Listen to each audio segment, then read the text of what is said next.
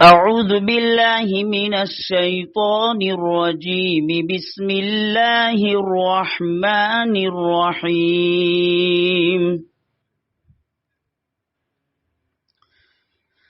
ألهاكم التكاثر حتى زرتم المقابر كلا سوف تعلمون ثم كلا سوف تعلمون كلا لو تعلمون علم اليقين لترون الجحيم ثم لترونها عين اليقين ثم لتسألن يومئذ عن النعيم.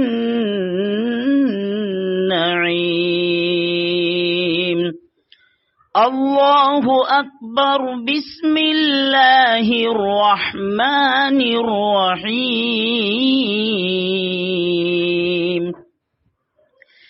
إن الأبرار لفي نعيم وإن الفجار لفي جحيم يصلونها يوم الدين وما هم عنها بغائبين.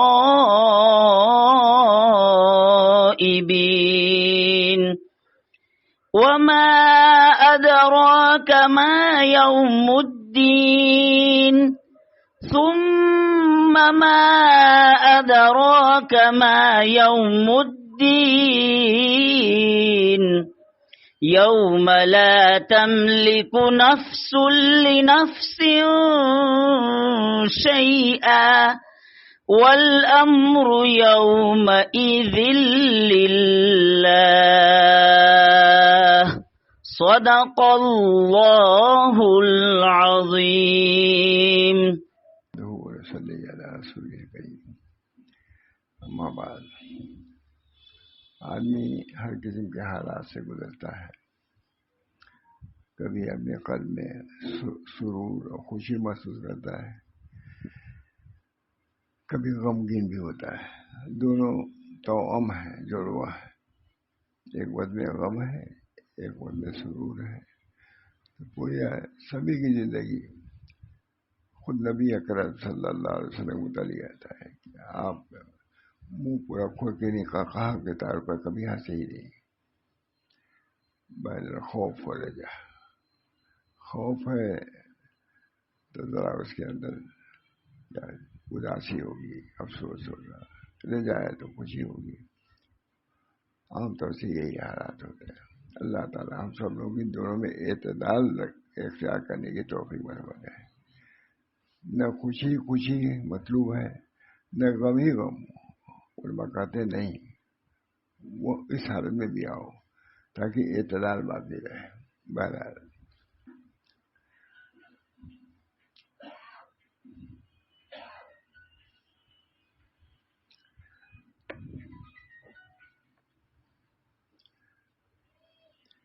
فرماتے ہیں حضرت کے جو مضمون نکلا میں سنا دو. اسی طرح سے جو گناہگار کی انابت اور خوف کے کسی متصف ہو، وہ درجہ میں عابد سے بڑھ گئے. خوف بھی ہے، کیا معاملہ ہوگا وہاں. رجا بھی ہے کہ اللہ کریم ہے، اللہ تعالیٰ ہمارے ساتھ نرم ہی معاملہ فرمائے گا.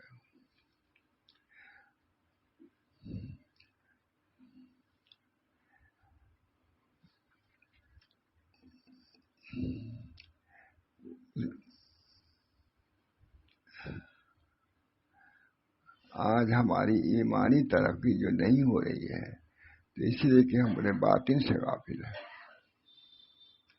باطن کا کیا حال ہے، اللہ سے تعلق ہے کہ نہیں ہے. اگر یہ رہے تو پھر دین کی حالت اچھی رہے گی. آج ہماری ایمانی ترقی جو نہیں ہو رہی ہے تو اسی لیے کہ ہم اپنے باطن سے غافل ہیں. اور پہلے لوگوں نے جو ترقی کی ہے تو اس لیے کہ ان کی نظر اپنے باطنی اعمال پر بھی ہوتی تھی.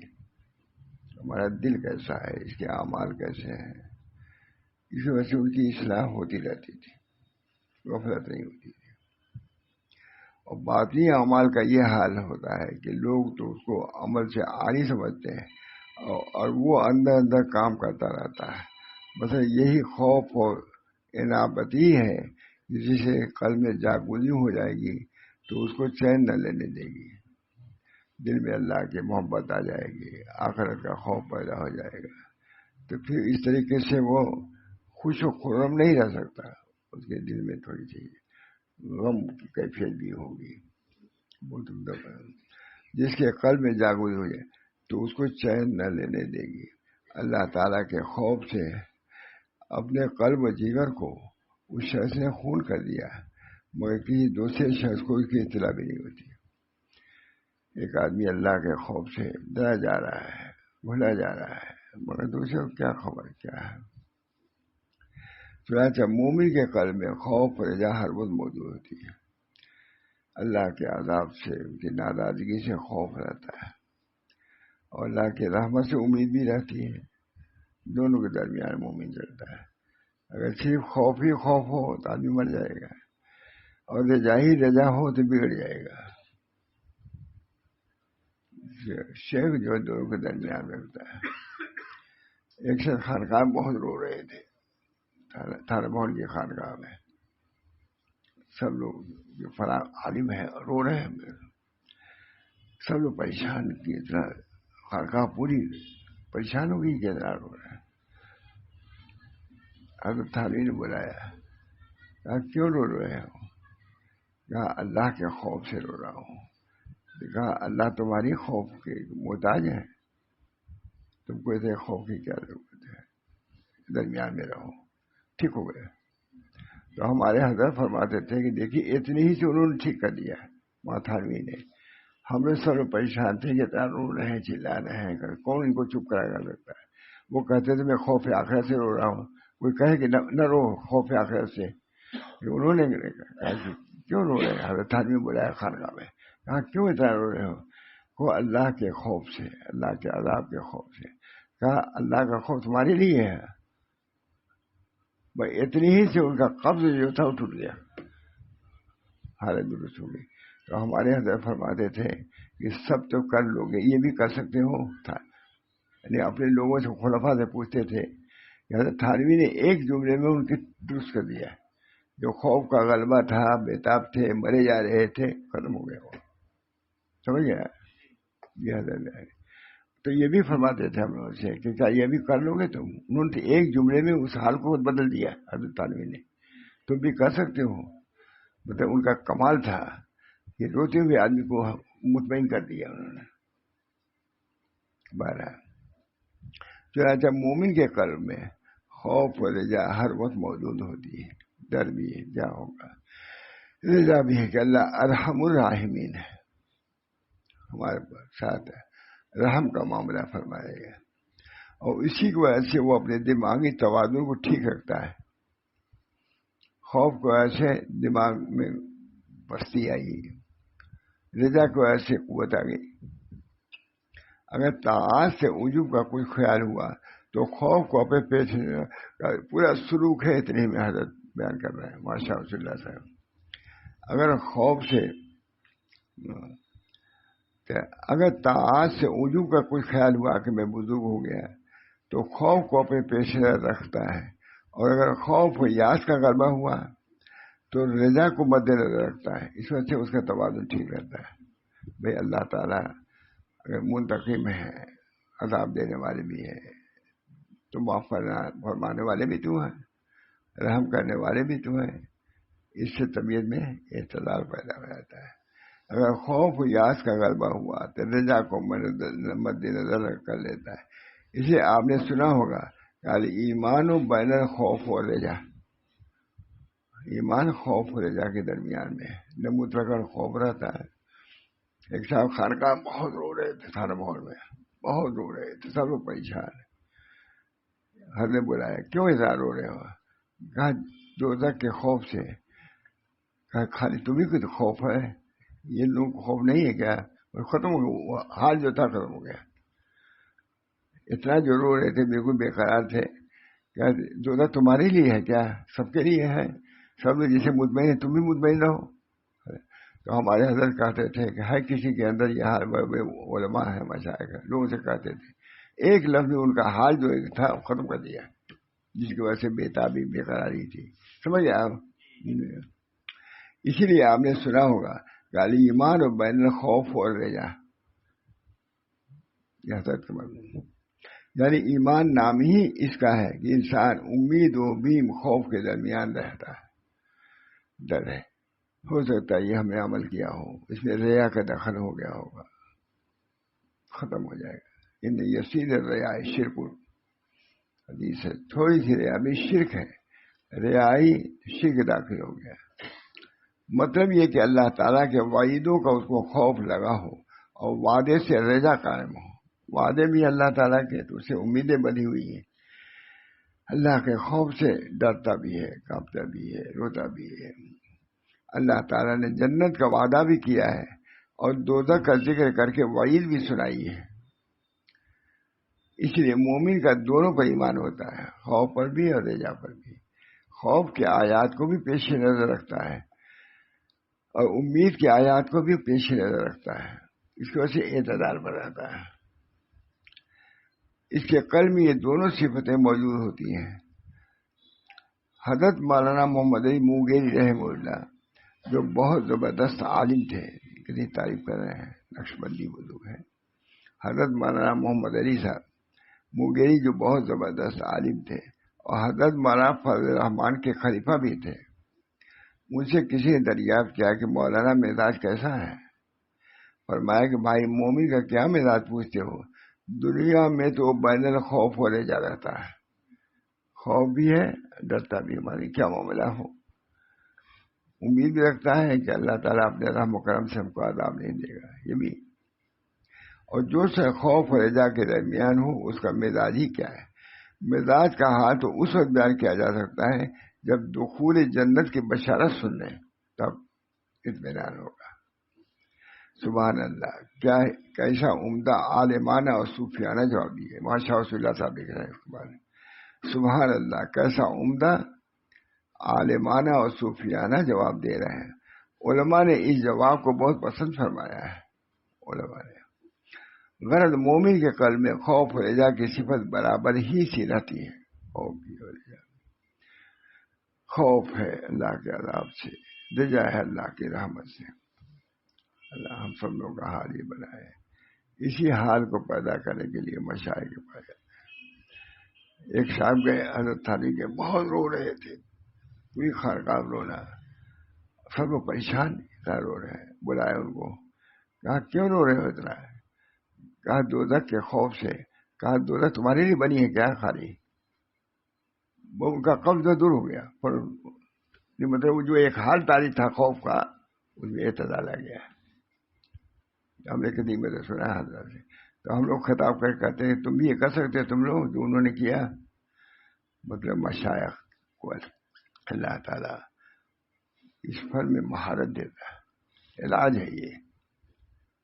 آج بمبئی سے ایک شخص کا خط آیا ہے، یہاں سے جانے کے بعد اپنے تاثرات کا ایک شعر ادا کیا ہے. بے رونقی جمود تعطل سکوت مرگ، ایسا ہے کائنات کا نقشہ تیرے بغیر. حضرت کو تاثر لکھا ہے، یہ انہوں نے لکھا ہے. میں کہتا ہوں بھائی جس قلب میں خوف و رجا متمکن ہو اور باہم دونوں تلاطم پذیر ہوں، کبھی یہ غالب اور کبھی وہ غالب، تو اس میں بڑا سکون اور سکون کا ہمیشہ مطمئن میں امید آئے گی تو دل بہل جائے گا، خوف آئے گا، خوف عذاب. بہرحال کلام طویل ہو گیا. میں یہ کہہ رہا تھا کہ خوف اور رجا یہ دونوں قلب کے صفات ہیں اور باطنی اعمال ہیں.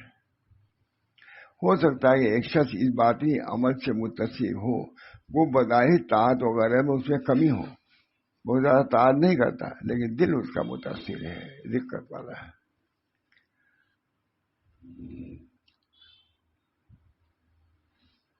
بہرحال کلام طویل ہو گیا. میں یہ کہہ رہا تھا خوف اور رجا یہ دونوں قلب کے صفات ہیں اور باطنی اعمال ہیں. ہو سکتا ہے کہ ایک شخص اس باطنی عمل سے متصف ہو، وہ بظاہر طاعت وغیرہ میں کمی ہو یا معصیت میں کیوں نہ ہو، برخلاف اس کے کہ ایک شخص ایسا ہوتا ہے کہ ظاہری طاعت تو اس کے پاس بہت ہوتے ہیں مگر باطنی اعمال سے وہ کوڑا ہوتا ہے، اس کے اندر کبر بھی ہے، ریا بھی ہے، بلکہ بجائے اس کے دوسرے باطنی رذائل بھی ہوتے ہیں. اچھا، جب ان دونوں کا مقابلہ ہو جاتا ہے تو یہ باطنی معصیت ہی ظاہری طاعت پر غالب آ جاتی ہے. اس وجہ سے اعتدال آ جائے شے کی خدمت میں رہنے سے، مطمئن نہ ہو. شیطان تو گھات میں ہے ہی ہے کہ ان کو کسی راستے سے ہٹایا جائے. اور جیسا عابد بادشاہ کا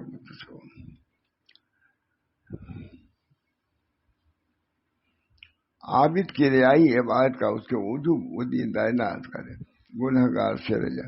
اسے پسندیدہ یہ ہے کہ قرآن شریف میں اللہ تعالیٰ نے رضا کا بھی بیان کیا ہے اور خوف کا بیان کیا ہے. دونوں کے درمیان میں رہو، یہی طریق ہے اور یہی اسلم ہے، یہی سالم طریقہ ہے. اللہ ہم سب کو اعتدال پر رکھے اور اللہ تعالیٰ اپنے طریق پر چلائے، اللہ تعالیٰ اس کو قبول فرمائے اور ہماری اصلاح فرمائے. ربنا تقبل منا انک انت السمیع العلیم برحمتک یا ارحم الراحمین بحرمت سید نبی کریم صلی اللہ علیہ وسلم. ہمارے بھائی چھوٹا تھا، 10 سال چھوٹا تھا، رات ہی انتقال ہوا. ہم لوگ تو بہت پریشان تھے، لیکن اللہ تعالیٰ سے ضرور دعا کیجیے ہمارے بھائی کے لیے کہ اللہ اس کی مغفرت فرما دے. ماں کا بھی انتقال شروع میں ہو گیا تھا، گویا کہ ہمیں پرورش اس نے کیا تھا. اللہ تعالیٰ اس کی مغفرت فرمائے، ان کے بچوں کو صبر و سکون عطا فرمائے. انشاءاللہ جلدی میں جانے والے ہیں. اللہ تعالیٰ ان کو سے پہلے درست فرما دے، صبر دے دے، ان کے بچوں کو بھی صبر دے دے، جنت نصیب فرمائے، اپنی رضا سے متصف ہم سب کو اللہ اپنی رضا سے مالا مال فرمائے. ربنا تقبل منا انک انت السمیع العلیم برحمتک یا ارحم الراحمین. یا اللہ جو کوئی بیان کیا ہے اس کا ثواب ہمارے بھائی کو عطا فرمائیے، یہ اجر ثواب اس کا سے اللہ تعالیٰ اس کو خوش فرما دیجیے. ربنا تقبل منا انک انت السمیع العلیم برحمتک یا ارحم الراحمین بحرمت سید نبی کریم صلی اللہ علیہ وسلم.